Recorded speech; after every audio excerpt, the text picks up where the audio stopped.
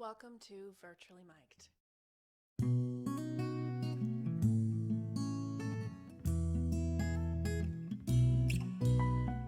Hello there, thank you for joining in. My name is Heather Armstrong. I'm the owner and director of Scotia Music. This evening we have A&R Music and Events owner Alexandra Rogerson. She's joining in to tell us all about her inspirations as well as a few projects that are coming up. Thank you so much, Alexandra, for joining in. Take it away.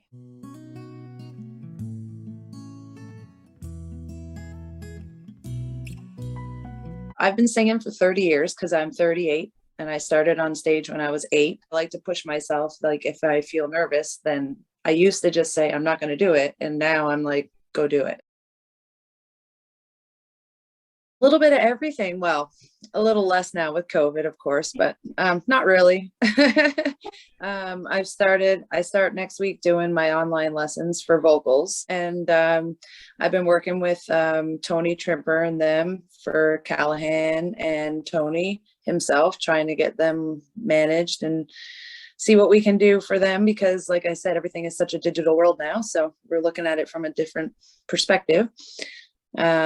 I have a music magazine in the works. That's really fun and interesting. I get to interview bands and get to know all about them and get to meet them, and just doing whatever I can for everybody around. I know it's hard to get themselves out there, and I have a lot of friends on my Facebook. I have a lot of followers. So for me, like I see something on Facebook, even something of yours or whatnot, and I'm like, share. My grandmother would be my main influence. She sang her whole life in at the Legions, and she was part of the Ladies Auxiliary. And so when I started singing on stage at the age of 8, I started singing at the Legions and stuff with my grandmother, and my grandmother loves Patsy Cline. But my grandmother was always like into music, and it's just something that I pursued since I was 3 when I started singing, 8 when I started singing on stage. And she still sings to the day. She comes to all my karaoke's and we joke around and make a comedy act out of it. I sing some songs and call it grandma, and like my grandma brings all the boys to the yard. She's 81, and if I can bring her where I go and she can follow that until she can't anymore or anything, that's one of my big accomplishments. Like I said, I like to have people enjoying themselves, and when it's got to do with music, that's what I was made to do, because I'm a worker, but at the same time my head is in the game of music and there's no getting out. When I was younger, I was very stage fright. Even every time I sang, I used to get butterflies in my stomach. I also wouldn't move, which I really don't move much because I'm not a dancer, but I do find myself now, I have people that come every week. So I've gotten comfortable with them. Grandmas help a lot, just by the comedy act that we do and joke around, because then everybody else gets involved. And then I just started it was only the last 3 or 4 years here that I've actually come out of my shell. A few things kind of held me back of, just even my self-consciousness of being on stage, and I didn't want to show off too much, but I also, you got to put it in too. So it was kind of difficult, but I guess I found my way and found myself. I never really thought that I'd be the publisher and everything of a magazine, and I'm actually self-publishing it. It's not going to be printed because, that costs a fortune right now, but we're going to try it in the digital world first and see where it goes. Just anything, services to make my music career work. I work a lot with autistic children when I do my lessons. And it's kind of like, I find music as a therapy. I mean, I'm sure everybody can almost everybody can agree with that. It is, though, because I know for personal reasons that music got me through, but also seeing some of these children never speak, and then a year later in music, they're singing Hallelujah at the Tattoo in Halifax, like, which I've actually had happen. I had a little boy come to me. His mother brought him to me around, I think he was 6 years old, and never spoke a word. He could interact with you. He was autistic, and I worked with him on the ha-has and la-las and, all the annoying things that most of the teenagers are like, I don't want to do that. In autistic children, the repetitiveness sometimes catches their ear, and music was his thing. Like, he would dance around, he just wouldn't speak. And so I started doing the ha-has and la-las, and I actually remember his mother saying about a year later, she messaged, she's like, okay, you got him to talk, now how do we get him to not talk? I do a lot of kids karaoke. I do workshops for kids. I've done some of like the beginners. They'll come in and just even try out every instrument. When I was 9, there was the legions and everything to sing at. Now everything is 19 and over. I have a 10-year-old girl, a daughter, and she sings as well. And she loves to sing and dance. So that's another thing why I've kind of shifted. I was getting ready to start kids karaoke again and start having the workshop for the kids, because if you don't do sports or whatever, like there's and dance, there's not much out there for that type of thing, right? So I plan to do a lot more in the kids sector so that my daughter can come with me when I do have some of these shows, and she can be part of them, and plus everybody else's children too, right? That is still my plan in the end. Is I think that no matter what I do with the magazine and the managing of bands and stuff, and because I like all the aspects of music, I just have to be surrounded by it at all times. I got to meet Bobby Cartola when I was 9 at the Yarmouth exhibition. He was playing there, and I won the hula hoop contest in his contest. And the winner got to go up on stage and sing with him. So I got to meet them backstage, and he found out that I was actually a singer and not just somebody coming up to sing. So he got me to sing a song with him. And just before we went on stage, he said, how passionate are you in singing? And I was like, singing's my life. Like, and that's been my motto the whole time. And he looked right at me and he said, don't ever give up on your dreams. Like, I don't know if you've seen some of my posts where I'll post a picture and say, never give up on your dreams. Like, that's something that stuck with me from him since I was 9.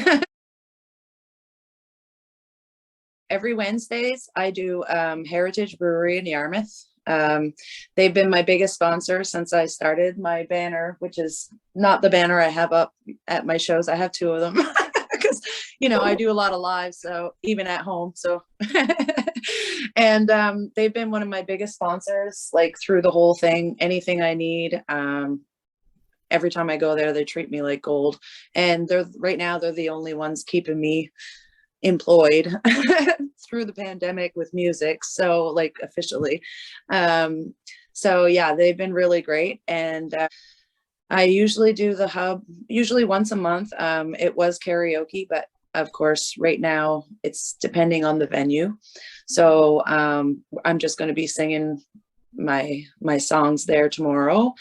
And then Saturday, I'm actually supposed to be, depending on the weather, at Ship's Galley in Shelburne. They get me there once a month. I have followers everywhere I go, like Shelburne, Bridgewater, Digby, Yarmouth, Halifax, New Brunswick, some in Cape Breton. There's a bunch of guys that come down for work from New Brunswick to New Minas. And I was singing at Westside Charlie's every Thursday until the restrictions came, and they would actually make sure that they came on Thursday night to come watch me sing. It's such a variety of people. They get gangs of 6 to 7 people come out just in one bunch just to have a good night and listen to good music.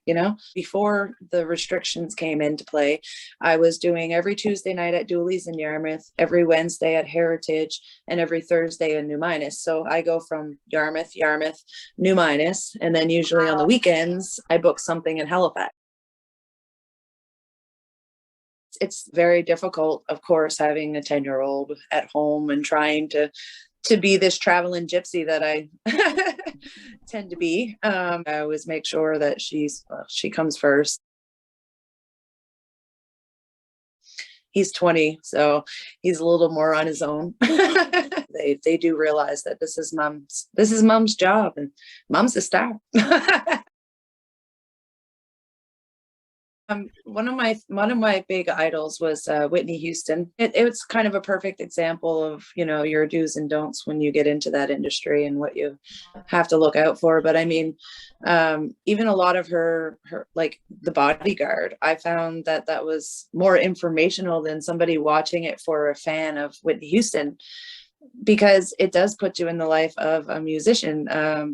Well, not just musicians, but facing things on a daily, and being a woman, of course, sometimes is not the easiest task in this industry. So I've learned a lot from like Whitney Houston, and even like Britney Spears, and all these artists that struggled, or it shows you the inside of what things can be and what to look out for, and kind of taught me a lot of things to do and don't. And my mother sings, but she sings solo, like solo, nobody can hear her.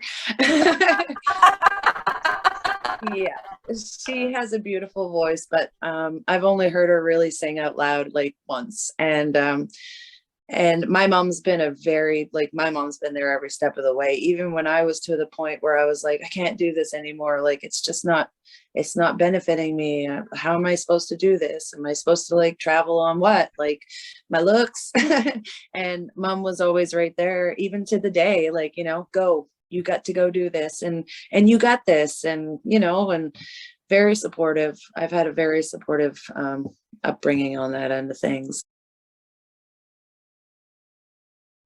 The community that Halifax has in the music industry is amazing. People that I've met in the last 6 months, like Jesse and Tyler and Brian Doucette and Tony, like they own it. I'm very grateful that I've met all of the artists I've ever met. But in the last 6 months, in the span that I've been up in Halifax, like it's amazing, of the community of people, and how supportive they are being artists towards you, like as another artist. Wayne Schneer, like, he is amazing.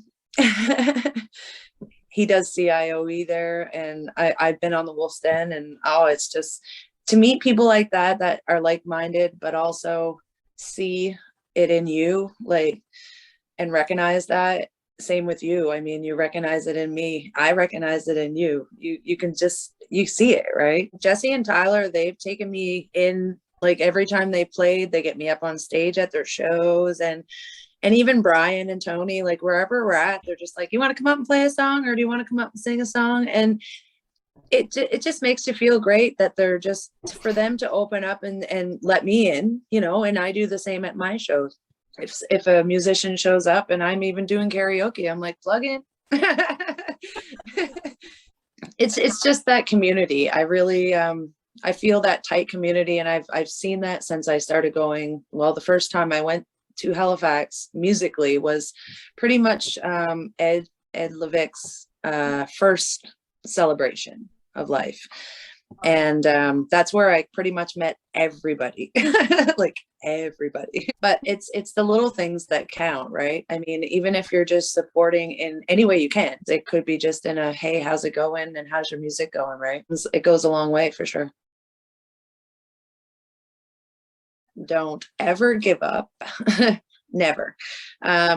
Even when you're at the point where you may not think that it's even going to work, if that's what is in your heart and that's what you need to do, like, you do need to do it.